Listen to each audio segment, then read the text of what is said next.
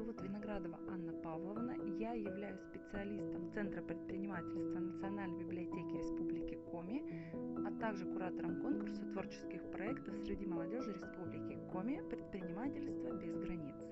Конкурс «Предпринимательство без границ» является частью проекта «Легион умников», который объединяет в себе талантливую молодежь республики. Подробнее с этим проектом вы можете ознакомиться на сайте Национальной библиотеки Республики Коми, вкладка «Проекты», а также в социальной сети ВКонтакте в группе «Легион умников». Здесь же вы можете подробно ознакомиться с документацией конкурса «Предпринимательство без границ», а также посмотреть победителей прошлых конкурсов. Организатором конкурса является Национальная библиотека Республики Коми. В центральных библиотеках районов и городов Республики Коми проводится работа по разъяснению порядка участия в конкурсе, просветительские мероприятия, которые помогут вам создать проект. В этих пунктах вам с радостью ответят на ваши вопросы. Цель конкурса – привлечь внимание молодежи к перспективам предпринимательской деятельности как самостоятельному виду деятельности, а также выявить и поддержать предпринимательские проекты среди молодежи Республики Коми. Участниками проекта могут стать молодежь в возрасте от 12 до 18 лет включительно. К участию в конкурсе допускаются ребята как индивидуально, так и объединенные в проектные команды, но не более 5 человек. От каждой проектной команды или индивидуального участника допускается подать к рассмотрению не более одной заявки на участие в конкурсе. Участники предоставляют организатору пакет заявочных материалов в электронном виде в соответствии с условиями конкурса. Во-первых, это согласие на обработку персональных данных. Второе – это заявка на участие. И третье – это проектная работа. Работы принимаются по электронной почте. В теме необходимо указать «Конкурс предпринимательства без границ». Конкурс проводится в несколько этапов. Первый этап конкурса с 18 мая 2020 года по 30 октября 2020 года. Как вы понимаете, конкурс у нас уже идет. На данном этапе осуществляется сбор конкурсных работ. Участники высылают пакет конкурсных материалов на электронную почту организатора. Для получения индивидуальных консультаций по вопросам участия либо оформления документов вы можете обратиться к координаторам конкурса, специалистам центральных библиотек районов и городов Республики Коми. Этот список также представлен в положении конкурса. Второй этап проходит со 2 ноября 2020 года по 14 ноября 2020 года. В ходе второго этапа экспертное жюри проводит экспертизу представленных работ и дает оценку на соответствие требованиям, изложенным в положении. Авторы лучших работ приглашаются для участия в третьем этапе конкурса – очной защите конкурсных работ. Третий этап состоится 26 ноября 2020 года. В ходе очного этапа участники представляют и защищают свои проектные работы перед экспертным жюри, и на основании их оценок определяются 3 лучших проекта по каждой номинации. Итак, подробнее по номинациям. В этом году мы приняли решение увеличить количество номинаций. В прошлом году их было только 3, сейчас их 6. Итак, следующие номинации. Лучшие товары – это первая номинация. Вторая номинация – первоклассные услуги. Третья – лучшая инновационная идея для бизнеса. Следующая номинация – лучшая социально значимая инициатива для Республики Коми. Здесь вы должны представить социально-культурные и другие проекты, направленные на достижение целей и задач Республики Коми. Если вы видите, как улучшить жизнь в республике, решить какие-то социальные проблемы, то этот конкурс именно для вас. Пятая номинация – лучшая идея бренда территории Республики Коми.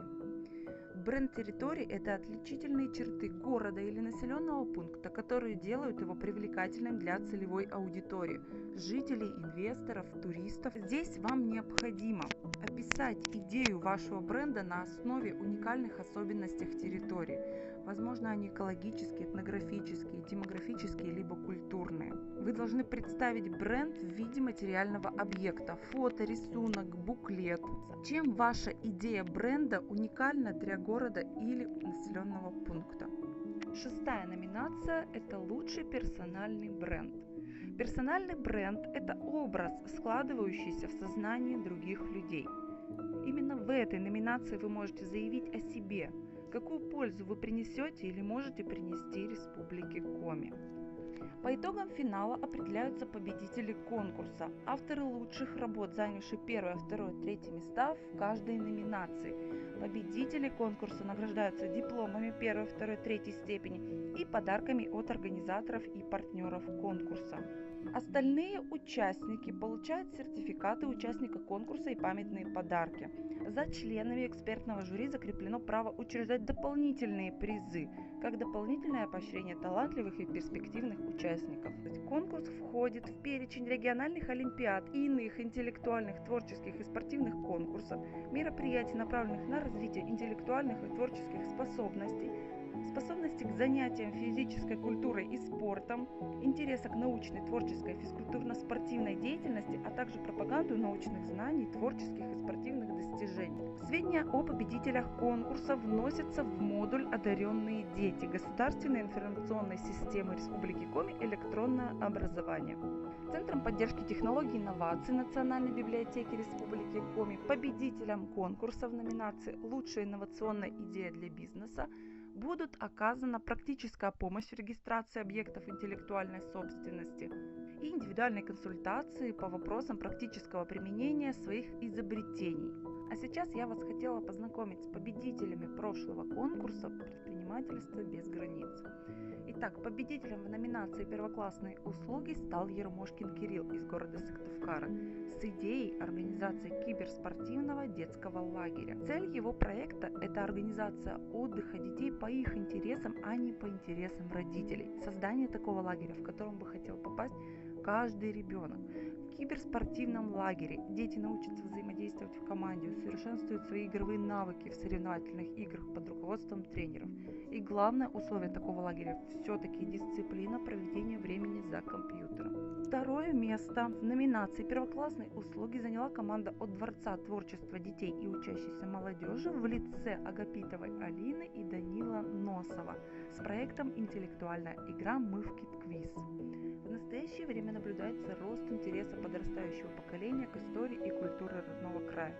Поэтому ребята решили придумать такую интеллектуальную игру для учащихся образовательных организаций, которая стимулировала бы подростков в возрасте от 13 до 17 лет изучать культуру и историю своего края. Игра Мывкит-квиз состоит из 5 раундов о спорте, музыке, истории, географии Республики Коми и городе Сыктывкаре. Третье место в номинации «Первоклассные услуги» заняли Габова Анна и Ульянова Юлия с проектом создания студии подарочных боксов на заказ «Бери, дари». Девчонки представили проект студии по созданию оригинальных красивых подарков в городе Сыктывкаре. Одариваемый должен получить только положительные эмоции, потому что Аня и Юля решили, что каждый подарочный бокс будет собран индивидуально и с учетом вкусовых предпочтений заказчика. Победителем в номинации «Лучшие товары» стала Симукова Анастасия с социальным проектом «Вязаное добро детям». Можно ли превратить свое хобби в прибыльный бизнес? Легко, и Настя это доказала. Сегодня достаточно много родителей приобретают для своих детей безопасные, экологически чистые игрушки, средства для купания и многое другое. Проект направлен на изготовление вязаных кукол и мочалок-необычалок из полипропиленовой нити для детских учреждений и розничной торговли не только в Усть-Вымском районе, но и в перспективе по всей Республике Коми. Уникальность кукол и мочалок-необычалок состоит в том, что они безопасны и, в отличие от тряпочных кукол, подлежат легкой обработке, а также развивают мелкую моторику ребенка. Товар рассчитан не только на семьи с детьми, но и в качестве подарка близким и друзьям. Второе место в номинации «Лучшие товары» конкурса стал Илья Юшков из села Карткирос с проектом выращивания рассады. Большинство огородников предпочитают покупать рассаду, нежели семена. На этом можно сориентироваться, организовав продажу рассады и заработать некоторую сумму денег. Поэтому Илья решил разработать проект по выращиванию рассады и овощей в домашних тепличных условиях. Он достаточно емко просчитал доходы и расходы, риски данной бизнес-идеи, разработал рекламные мероприятия. Более того, он достойно представил свою идею на очной защите конкурса «Предпринимательство без границ».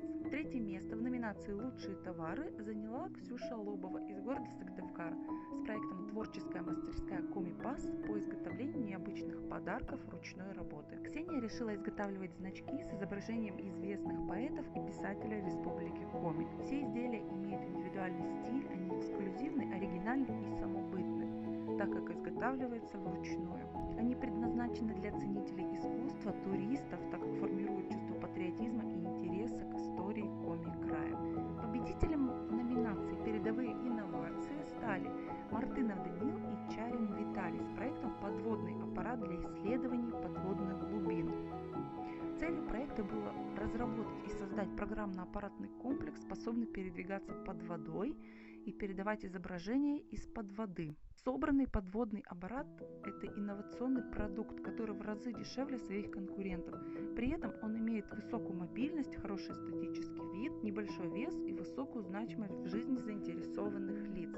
Ведь его можно использовать как для поиска рыб и растений, так и различных предметов, по каким-либо причинам оказавшихся под толщей воды.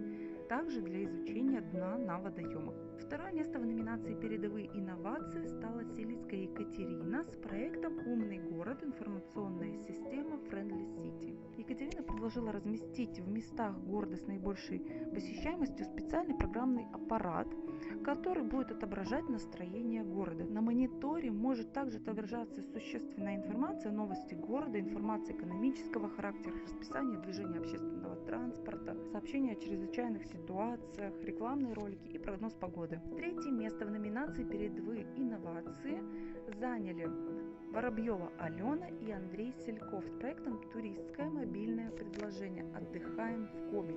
Ребята проанализировали и выяснили, что на сегодняшний день не существует инновационного туристского мобильного приложения по республике, где потенциальные туристы могут выбрать интересующий их раздел и узнать о месте путешествия и отдыха, используя функции виртуальной и дополнительной реальности. Предлагаемое мобильное приложение «Отдыхаем в Коми» позволит местным жителям или гостям Республики Коми получить информацию об истории посещаемого места и его достопримечательностей, облика здания простым наведением на объект камерой своего мобильного устройства.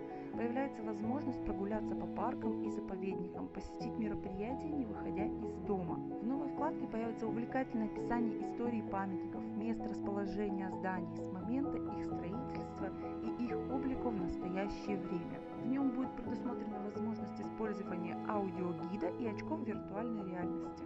При этом процесс распознавания объектов занимает всего несколько секунд. Всего в прошедших 2 конкурсах приняли участие 164 человека из 16 районов и городов Республики Коми. Они представили 123 работы. Количество призеров составило 27 человек. Если ты креативный и предприимчивый, готов заявить о себе, хочешь изменить мир к лучшему, полон идей, то мы ждем твою работу.